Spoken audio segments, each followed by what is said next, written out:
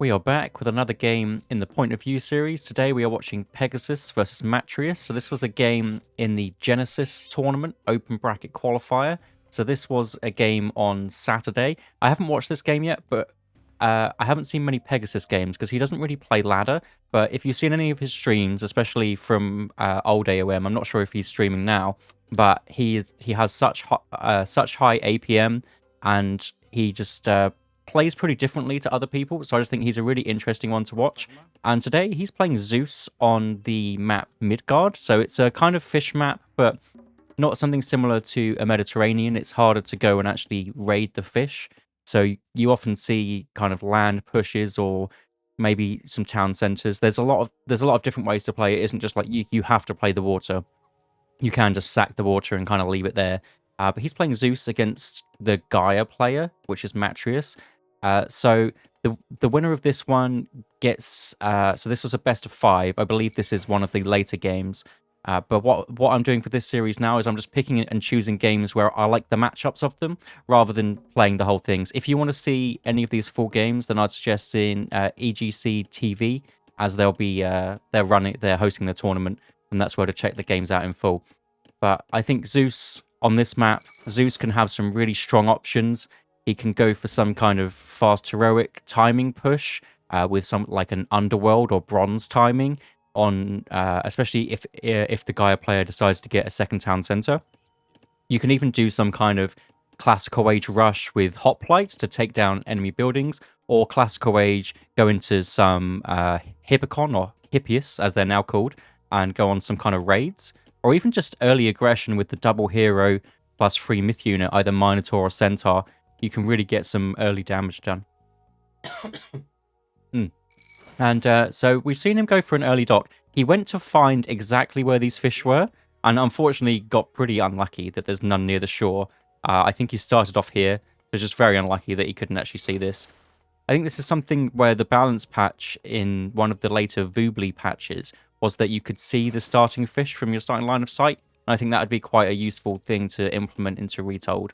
And the reason it isn't in now is because this isn't a ladder map. This is just for tournaments currently, but I assume there'll be some kind of rotation of the maps later on, so maybe we will see this one. I prefer this one to something like Anatolia. Anatolia and Highland are the current water maps. I just really don't like them. But this one is just a little bit different. I mean, Anatolia, you can still sack the water and be absolutely fine. It looks like, yeah, there's a villager coming over here to put the docks down. So this is how to be, excuse me, this is how to be the most efficient, is just whenever there's 3 lots of fish, you can just drop a dock next to it, and you get very minimal moving time on these fishing ships, because that's what takes the time.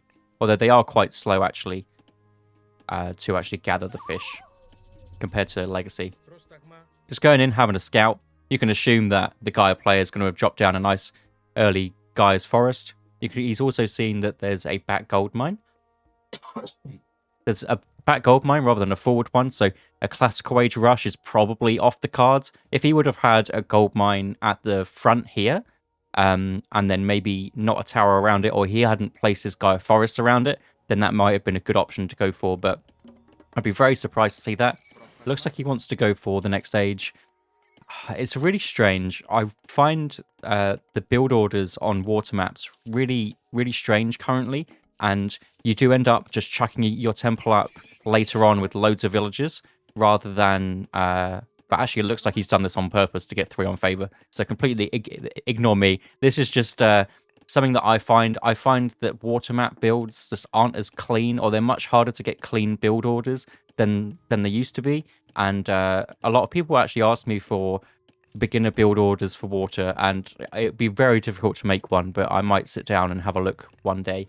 There's a lot of moving units around and making sure you've got enough gold for the temple, then taking them off and what have you.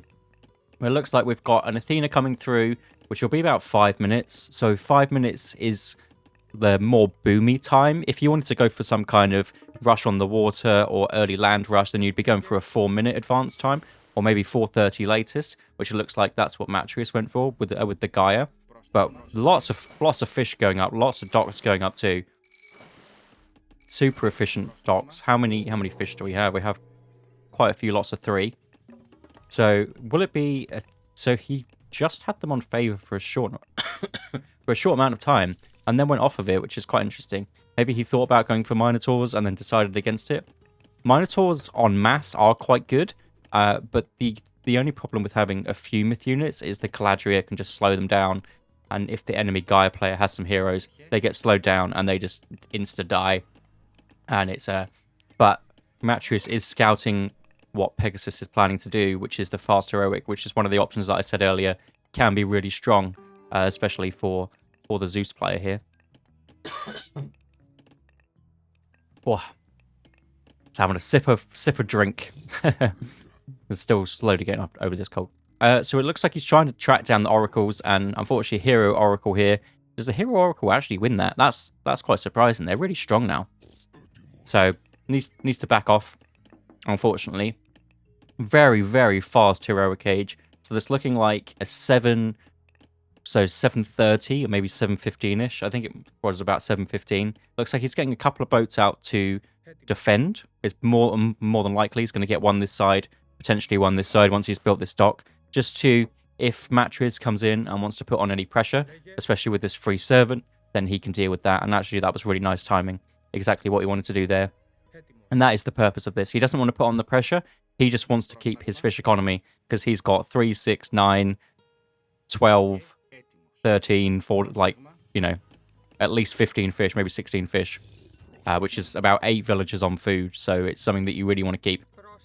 So he's getting a lot of gold out here. What do Hydras cost now? Because everything seems to have changed what resources they cost. I hate when this happens. He wants it to go to the storehouse, but because someone's building something, he can't quite walk there. So he goes like the most awkward way possible. It could be really annoying. I hope something's done about that. So he's seen some Mamillo. There's a couple of Mamillo heroes as well. So the Minotaur is probably going to go down, especially if that Caladria is out. But it does get a little bit of bonus HP while going up to the next stage. But that slowing down ability with the heroes, poor Minotaur, definitely going to go down there. But the Hydras is out and they cost food. Food is perfect for this map because he's got so much with all his fish. So it looks like what he's going to do is probably get some... Oh, no, he's got some... so that's it. He's getting some Scyllas out. So Scyllas cost the gold. Basically just a water Hydra. So that's where all the gold is actually coming from. And he's just going to go full Scyllas into the opponent's base and shut down his food. Really nice option. Something that I didn't actually consider. I always thought about this when Scyllas were busted right when the game came out, but they've had a slight nerf. But, I mean, they're still going to be pretty strong, especially when they gain some heads after attacking some docks. So he's just going to be forcing his opponent off of food. Matreus coming in with the Caladria just to see what's happening. And it looks like he's going military academies. So military academies are a great option for Zeus on this because they are basically little siege weapons. They deal 50% extra bonus to buildings, so it can be really useful to actually hit those down. This is similar to what I was saying about doing it with a classical push, but now he's just going to have more economy to do it a little bit later.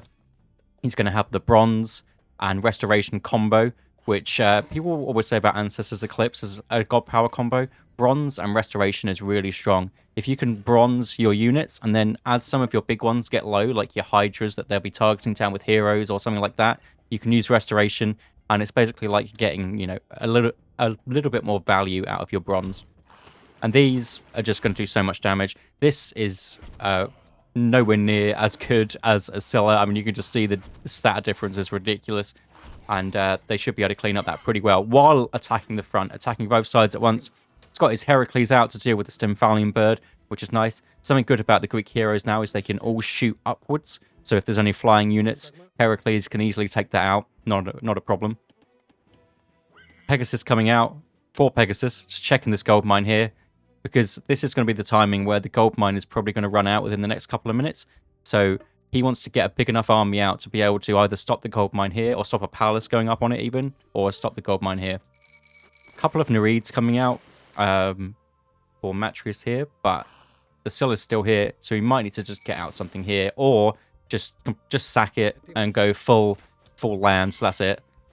Jason Heracles, more than enough to shut down a Stymphalian bird. You only really need one of them. They have such a big bonus multiplier against myth units for the Greek heroes, because you can only get 4 out, or 3 currently in this age. Odysseus would be pretty strong. Nice little raid here, but the hoplites are going to shut that down. So as Pegasus is going for his second gold mine, he's going to know that obviously Matrius is also going to want to go for his second gold mine. So that Pegasus just stopped here, unfortunately. But he does want to be checking them out. There are three options here. And you can either just cover them all or just full force, go straight in the base, and force your opponent to react, basically.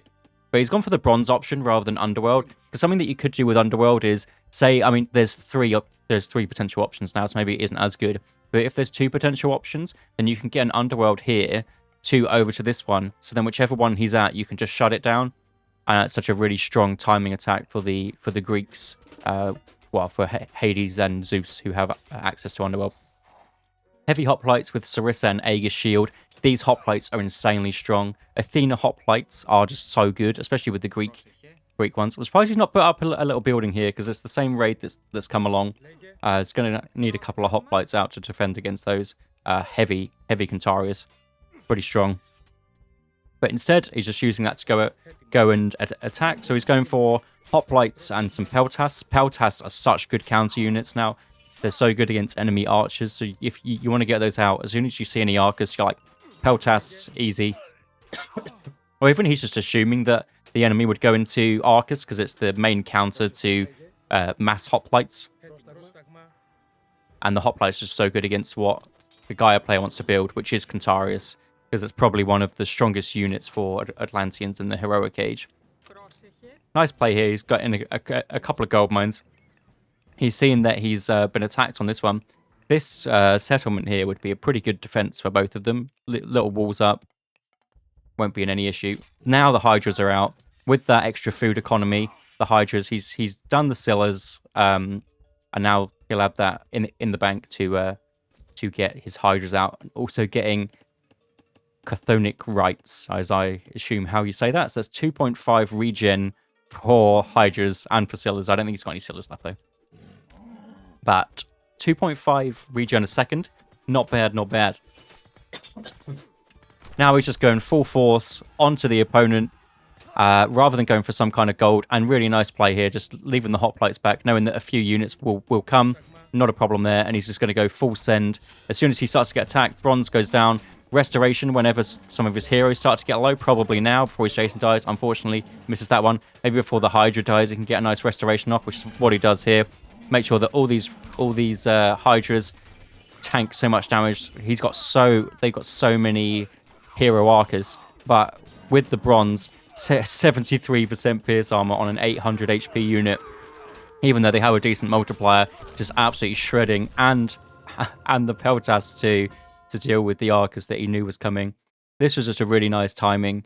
There was a couple of raids which Pegasus could have been in a bit of issue, but then he identified that there was a problem, brought the hoplites back, which is the counter units, and then from that, not really an issue. Zeus on this map is so strong, especially with these costing food, and you get the hoplites that can take down little siege weapons. All good. If you want to see any of these in full, then I'd suggest checking out Genesis Tournament for EGC, and I'll see you in the next one.